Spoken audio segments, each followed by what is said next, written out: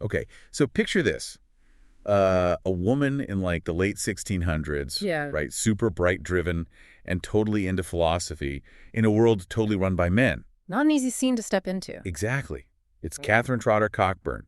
And not only did she make a name for herself as a playwright, she dove headfirst into philosophy, even going toe-to-toe with the bigwigs, like defending the ideas of John Locke. A huge name in philosophy. Totally. And today we're going to take a deep dive into her work, her contributions to moral epistemology in particular. A fascinating area.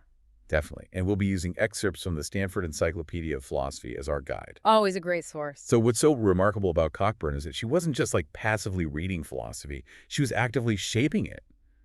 She debated with some of the biggest names in the field and wasn't afraid to challenge the status quo. She really carved her own path in a field that at the time offered very little space for women. You're so right. It's seriously impressive. And to think all of this came after she was already a celebrated playwright. Plays like Agnes de Castro and Fatal Friendship were making waves in London. Really popular.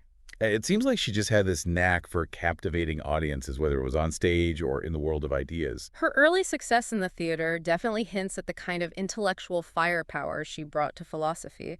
But it's really with John Locke's essay concerning human understanding that she steps on to the philosophical stage. I see what you did there. Her piece, The Defense of Mr. Locke's Essay, is a direct response to criticisms of his work, and it's a powerful defense. It's fascinating that she was so drawn to Locke's ideas. What was it about his work that resonated so strongly with her? Well, Locke's emphasis on empirical knowledge, this idea that our understanding comes from experience, was revolutionary at the time, and Cockburn really embraced this idea and took it further, applying it to the realm of moral philosophy. She argued that by reflecting on our own minds and experiences, we can uncover the foundations of morality. Hold on, reflection is a key concept here, right? Yeah. Can you break that down a bit more? How does Cool. reflecting on our minds lead to moral understanding? It's about looking inward, you know? For Cockburn, reflecting on our minds meant examining our thoughts, feelings, and experiences to understand human nature. And for her understanding, human nature is tied to understanding morality. Because she believed God designed human nature, this introspection also revealed divine will and consequently the principles of morality. So it's not just about introspection for the sake of self-awareness. It's about uncovering a deeper, divinely ordained moral order. Exactly. And she uses this framework to tackle some of the biggest questions in moral philosophy at the time. She's engaging with moral rationalism, fitness theory, even the emerging idea of a moral sense, all different approaches to understanding right and wrong. I can see how that would be a hotbed for debate, especially as these different schools of thought wrestled with the source of moral knowledge. Where did Cockburn land amidst all of this? She firmly believed that morality is tied to human nature, a nature designed by God. This is where her interpretation of Locke's concept of reflection becomes so important.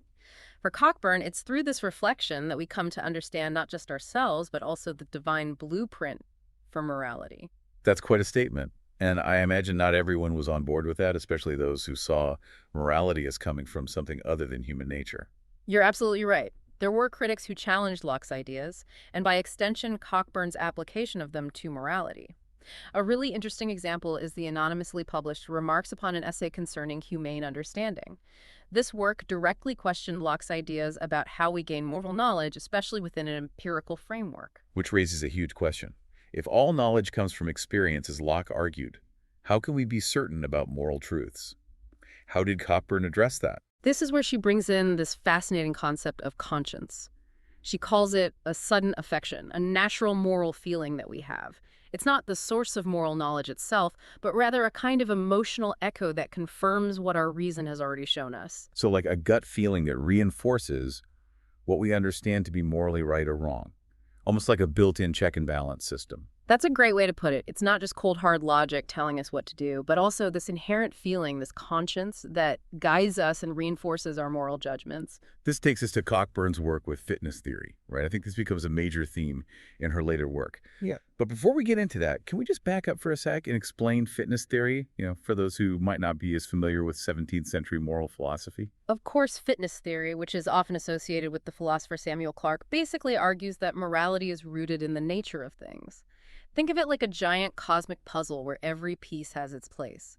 Actions are seen as morally right if they fit within this grand scheme, aligning with both human and divine nature. So it's about recognizing a preordained order and acting accordingly. a kind of cosmic harmony. Exactly. And Cockburn, in her later writings, becomes a huge defender of this idea.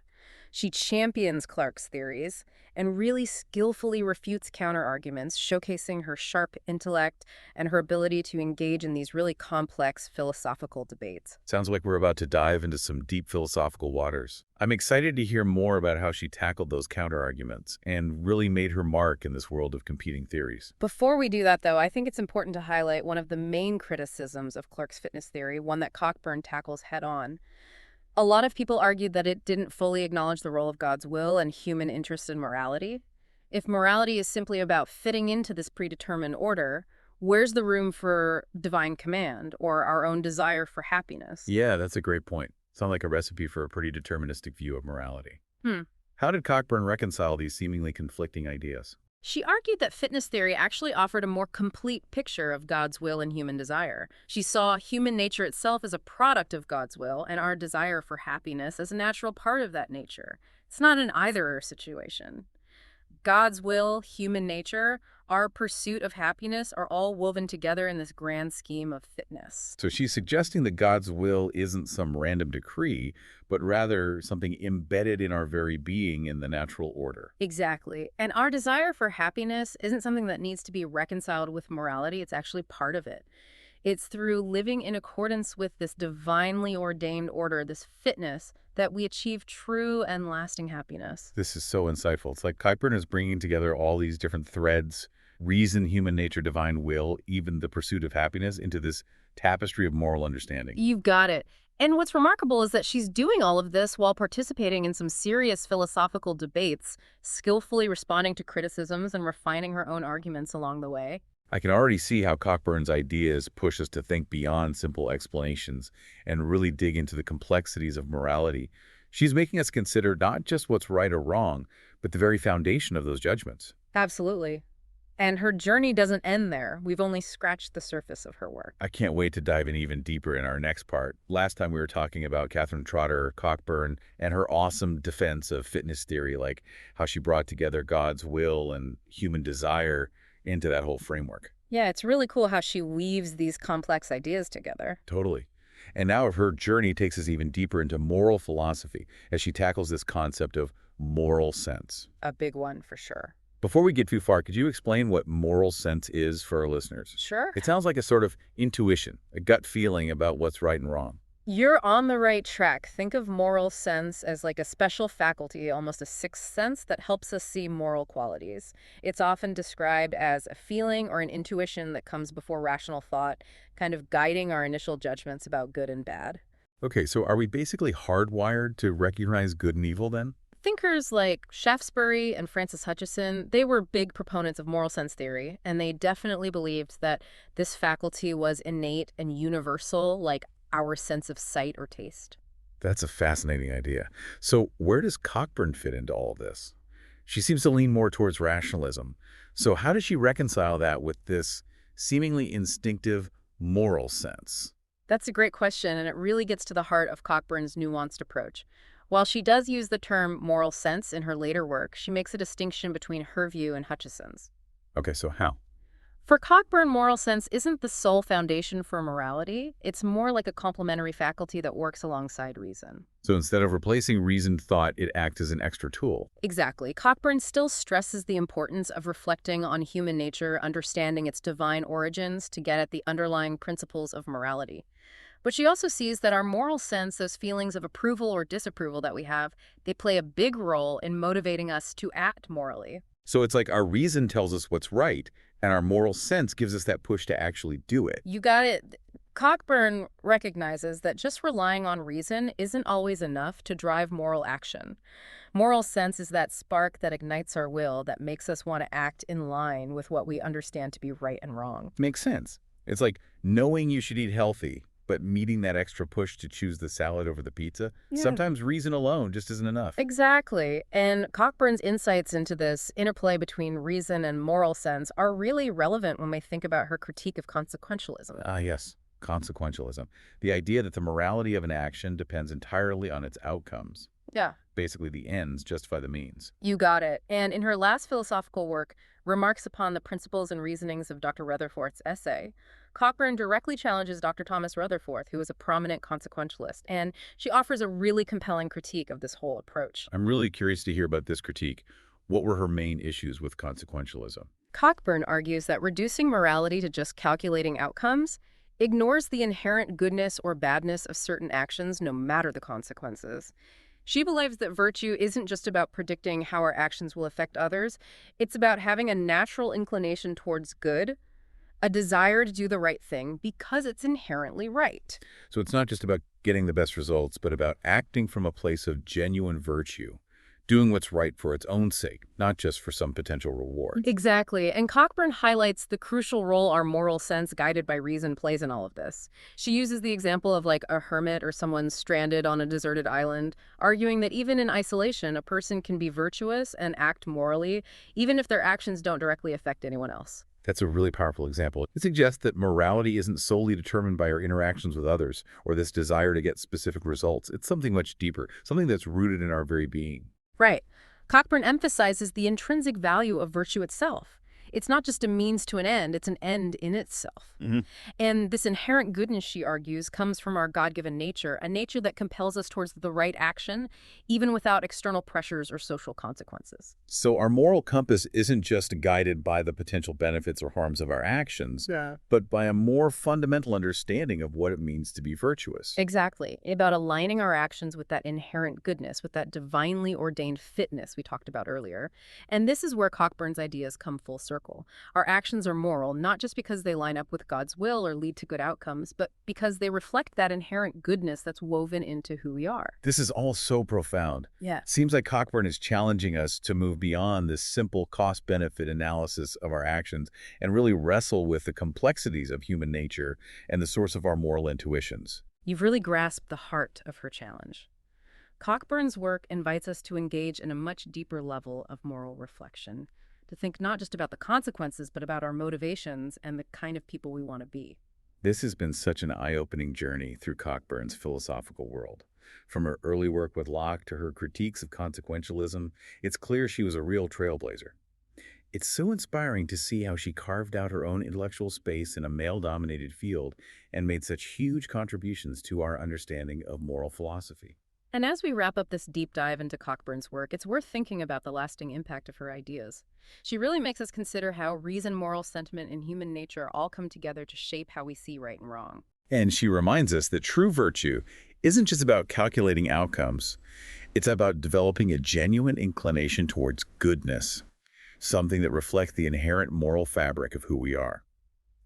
So we're back and diving deeper into the legacy of Catharine Trotter Cockburn. And centuries later, her ideas still pack a punch. Yeah.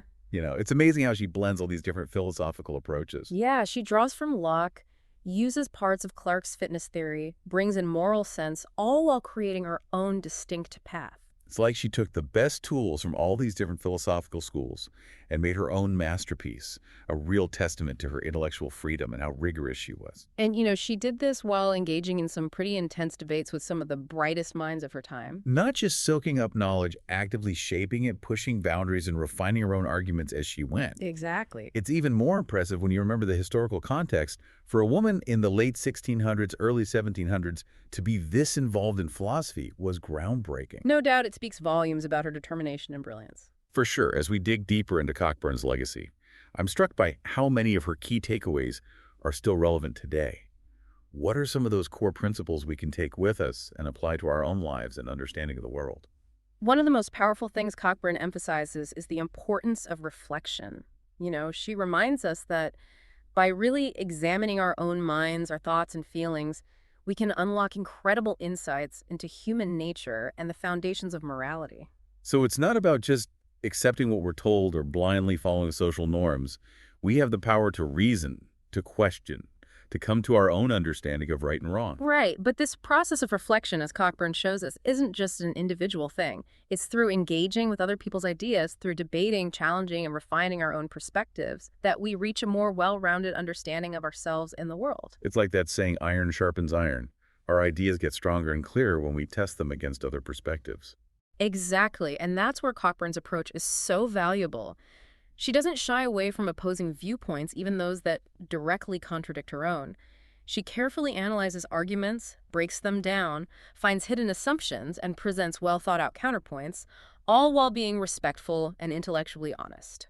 That's such a crucial lesson, especially today, when it's easy to get stuck in echo chambers and surround ourselves with people who just agree with us. Yeah, Cockburn reminds us about intellectual humility, being open to different perspectives, even those that challenge our own beliefs. for sure. And this openness to different viewpoints doesn't mean we have to give up our own principles or convictions. It encourages us to have thoughtful conversations, to test our ideas against different arguments, and come out with a better understanding. Another thing about Cockburn's work that really resonates is her focus on the inherent goodness of human nature, something she believed was a gift from God. This feels so relevant in a world that can be so negative and cynical. Absolutely. Cockburn's optimistic view of human nature is a refreshing change from the often bleak portrayals of humanity we see. She reminds us that we're not inherently flawed or destined to fail morally. We have an ability for goodness, compassion, and doing the right thing. And while we all mess up sometimes, this inherent goodness gives us a foundation to grow, to learn, and to try to live a more virtuous life. It's almost like she's offering an antidote to all the negativity we see in the media and entertainment, even in some philosophical discussions. It She is. reminds us that we have the potential for good, that we're not just driven by self-interest or basic desires, but by a deeper desire for virtue and to live in a way that's right. Exactly. And this optimistic view of human nature isn't naive or simplistic. Cockburn knows that the human experience is complex with challenges and temptations, but she believes that our God given nature, along with reason and our moral sense, gives us the tools to navigate these complexities and ultimately choose the right path. That's a powerful message. It suggests we have the ability to shape our own moral character, to cultivate our virtues, and to make choices that reflect the best parts of ourselves. Exactly. And as we wrap up this deep dive into Catherine Trotter Cockburn's world, it's important to think about the lasting impact of her ideas and how they can influence our own lives. She encourages us to embrace reflection, to develop intellectual humility, to see the inherent goodness in ourselves and others, and to try to live a life of virtue guided by reason and moral feeling. This has been such an enriching journey through Catherine Trotter Cockburn's philosophy. We hope you've enjoyed exploring her work and that you'll keep digging into the fascinating world of moral philosophy. Till next time, keep thinking, keep questioning, and keep diving deep.